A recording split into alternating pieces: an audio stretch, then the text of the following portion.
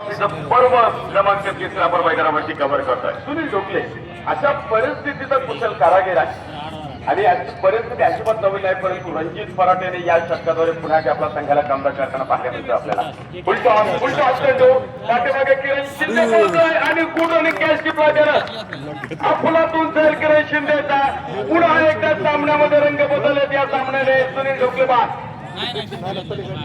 संधी साधून थेट पठ्ठ्यावर घेतली झणझणीत विकेट. ही आहे माननीय श्री संदीप दादा खोतकर यांची बळीची ताळी.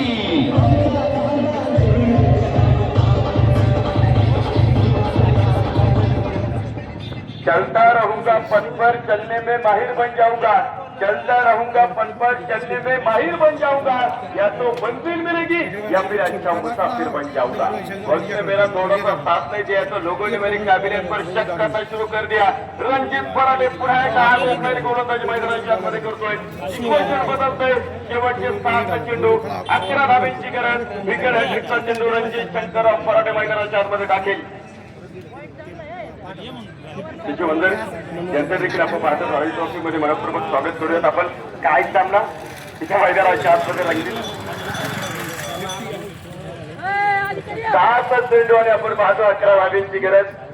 तिथे मैदानाच्या आतमध्ये महत्वपूर्ण चेंडू इथे मैदानावरती रणजित फराटे टाकणार आहे. भूषण त्यामुळे 7 चेंडू कुणाल खोंच्या डोक्यावर चेंडू हवाई मार्गाने निघालाय. नुसता निघाला नाही तर त्यावरती मोहर आहे षटकाराची. फटका असा धुवाधार हा गेला षटकार हॉटेल तिरंगा शिरूर यांचा खणखणीत षटकार.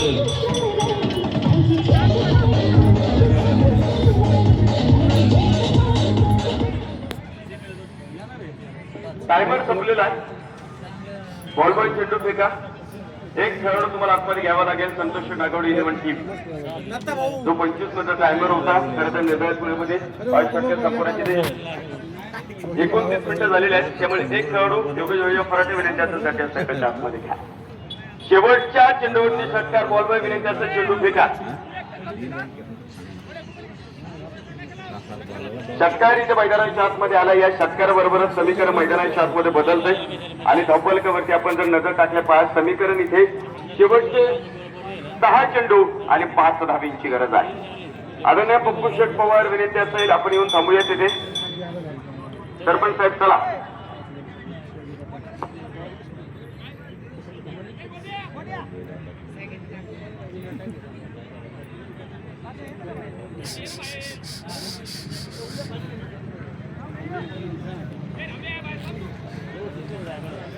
दहा चेंडू आणि आपण पाहतो 5 धाब्यांची गरज. सामना मैदानाच्या आतमध्ये आपल्याला पाहायला मिळतं. मनोज चौधरी शेवटचं मॅच बॉल आलेला आहे. शेवटचे 6 चेंडू आणि आपण पाहतो 5 धाब्यांची गरज. कित्येक वेळा आपण पाहतो मनोज चौधरी यांचे सामने फिरवलेले आहे. आज देखील आपण पाहतो ती त्याला करामत करायची. समोर आपण अमोल अल्लाट यांना इथं पाहतो 6 चेंडू आणि 5 धाब्यांची गरज. पहिला चेंडू आपण पाहतो इथे मैदानाच्या आतमध्ये जमिनीत समांतर माती कपतोय. तिथे आपण पाहतो रणजित फराटे चेंडूवरती दुसऱ्या धावेचा प्रयत्न आणि बट्टा मात्र 2 धावा मैदानावरती आहे. 5 चेंडू रणजित फराटेने सुरेख टाकले होते. भूषण क्षीरसागर आला. त्यांनी पाहिलं आणि त्याने जिंकून घेतलं सर्व. डीप लॉंग ऑफला जो षटकार आला त्या षटकाने होतं तर नव्हतं होऊन गेलं.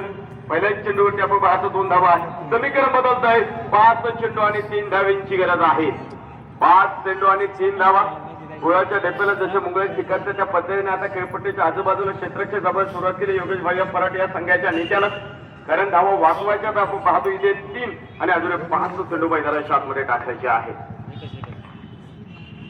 यावेळेसचा चेंडू अमोल अल्लाट सामना फिनिश करतोय. इथे आपण पाहतोय अमोल शेठ उगला आणि मयूर शेठ गोरे यांच्या मालकीचा देवासी वॉरियर्स टाकी ढोकेश्वर या संघाने